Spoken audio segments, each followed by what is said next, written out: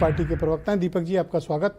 और मैं आपसे जानना चाहता हूं कि अब आपकी भी 5 सीटें रिक्त हो रही हैं, 4 तो हो ही गई हैं, एक और इरफान सोलंकी की भी मैं मान लेता हूं, हेमंत जी आज बता रहे थे मुझे। तो क्या समाजवादी पार्टी इसी मोमेंटम जो आपकी पार्टी के भीतर खड़ा हुआ है इसको आगे बढ़ाएंगे, या फिर आप अपने अलायंस पार्टनर को भी इसमें थोड़ा स्थान देंगे?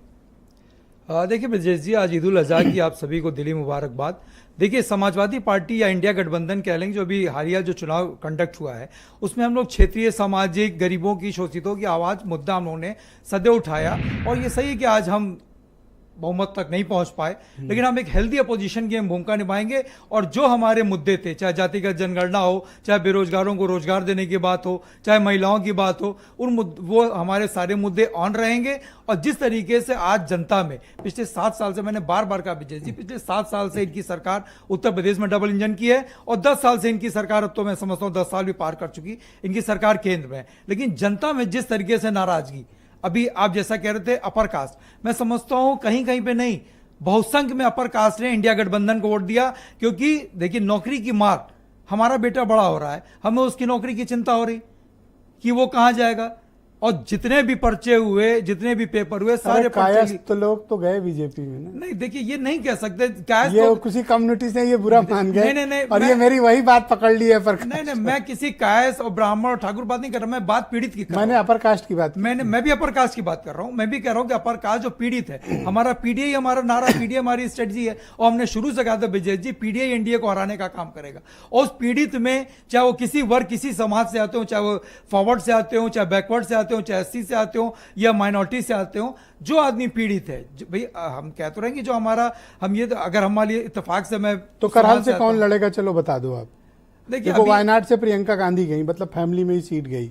अब आप क्या कौन फ्री है जिसको लड़ाएंगे? वो तो अंशु अवस्थी जी बताएंगे कि वो कौन वहां से करहल पूछ रहा हूं, आप बताएंगे, आपका थोड़ी अंशु बताएंगे। अभी देखिए, अभी तो चुनाव भी अनाउंस नहीं हुआ, चुनाव की डेट से भी अभी नहीं है। निश्चित रूप से कोई ना कोई ऐसा लड़ेगा जो एनडीए को हराने का काम करेगा, बड़े मजबूती के साथ हराएगा।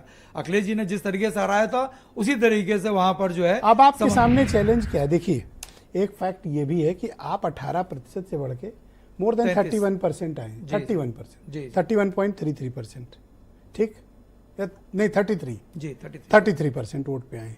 फिर भी अभी आप बीजेपी से 8% वोट पीछे हो। कितना? 8%। आप हल्के में ना लो बीजेपी से। वोट शेयर में बीजेपी समाजवादी पार्टी से 8% अधिक है, मोर देन 41%, और आप 33 पे खड़े हो।